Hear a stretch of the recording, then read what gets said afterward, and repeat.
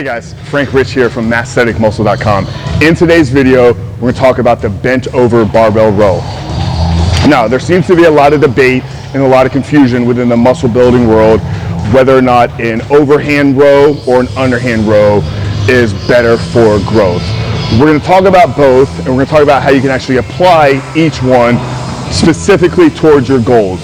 So the first thing before you can really determine whether you want to do an overhand row or an underhand row is figuring out what it is you're trying to accomplish. By being intentional in your training approach, you can then make sure that your exercise selection is accurate. So let's discuss the difference between the overhand row and the underhand row and how each one is going to apply specifically to your goal. What we need to keep in mind and what we need to think about every time we're doing a row is the path at which our elbow is traveling and what our upper arm is doing is going to determine what part of the back is being worked on. So let's just take a look at the overhand row. So if we're rowing here overhand, we can see that the path of our elbow is more in line with our upper back. Okay, see how that's working? So this elbow, this upper arm is in line with this upper back musculature. So our rhomboids, our mid-lower traps, those are the muscles that can be forcing or carrying the load in that movement. Now, with an underhand row, okay, we can see the path of our elbow and what our upper arm is doing is going to be in line with our lats. So if we're trying to use the barbell row to target our lats, an underhand grip is generally going to be better for targeting those muscles. Now we also want to think about where the bar is lying in path with those muscles as well. So you know, with free weights, the only force or the only direction that the force is going to go in is working directly with gravity. So we want to be in a position where the bar is opposing those muscles that we're trying to work. So let's start with the overhand row. Let's kind of go over a little bit of the demonstration, how you can actually use that to train the upper back. So if I have my overhand row here, you can see if I'm standing here straight up, that bar, that force is being applied to my traps.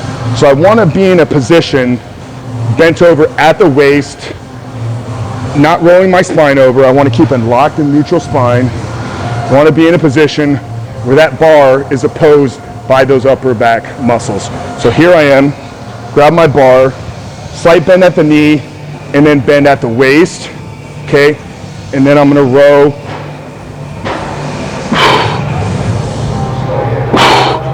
to my mid stomach, to my belly button area. That's gonna really make sure that that movement is putting the tension and force through the upper back. Now, doing the underhand row, like I said, what we're really gonna try to be accomplishing is forcing or opposing those lats.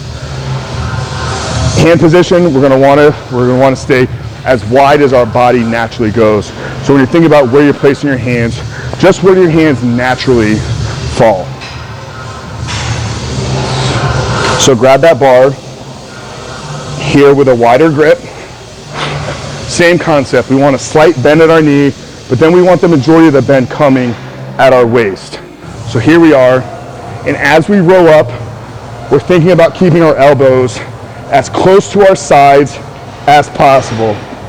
Okay, now with the underhand row, once we get to the back, we want to think about squeezing our elbows together behind us. Because the secondary function of the lat is to bring your elbows, almost bring them behind you. Now, I want to show you guys a little hack that can make this movement just a tad bit safer. So we know with the barbell, it's a fixed plane. There's no real movement in it. Now, depending upon our range within our joints, that can put a lot of stress on elbows, on wrist.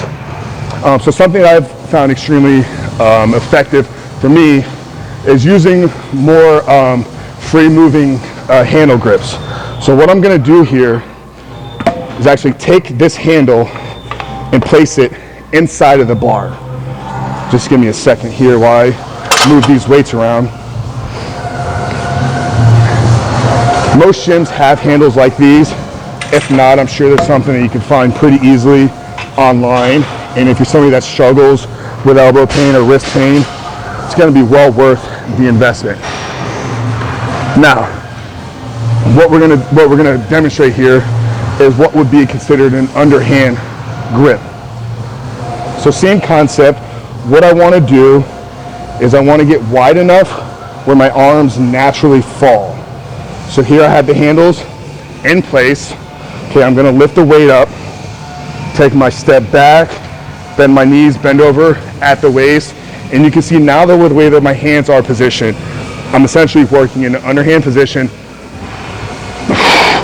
allowing my elbows to control that movement, bringing them back, bringing them behind me, really working on squeezing those elbows together behind me, focusing on that lat contraction. It's not a movement that you want to focus on how much weight that you're moving, guys. That's what's going to lead to injuries. You want to keep your spine in a fixed position. Those muscles around there are going to be working. You don't want hinges, you don't want jumping and moving to move the weight. You want to focus on the back muscles doing the work, guys. That's what ultimately is going to lead you to building your best physique. It's going to lead you to building your masthetic physique. Hope this video cleared up a few of the questions or concerns that you guys had with the with the barbell row. One or the other is not better. They both can be applied to you, specific depending upon what your goals are. So always become intentional in what your goal is first. Understand what muscle it is you're trying to train, and then take your exercise or pick your exercise selections based on that. Hope you guys enjoyed this video. If you've yet to, subscribe to the channel below. And if you haven't picked up our free report, if you're somebody that's struggling with making muscle growth, struggling with seeing changes in your physique, we have a free report, the 5 tips to accelerate muscle growth and shatter through any plateau. The link for that is in the description box as well. Hope you guys enjoyed this video, and we'll talk to you soon.